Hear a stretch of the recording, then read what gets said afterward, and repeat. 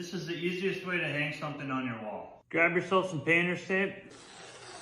Put it on top of your level like that.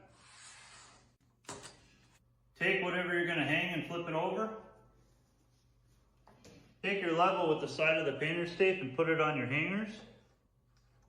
I'll go ahead and put a mark on the center of your hanger. Once you get your level situated, you can transfer your marks to the wall. Now, because we know there's only one stud on this wall, we're gonna have to add some drywall anchors.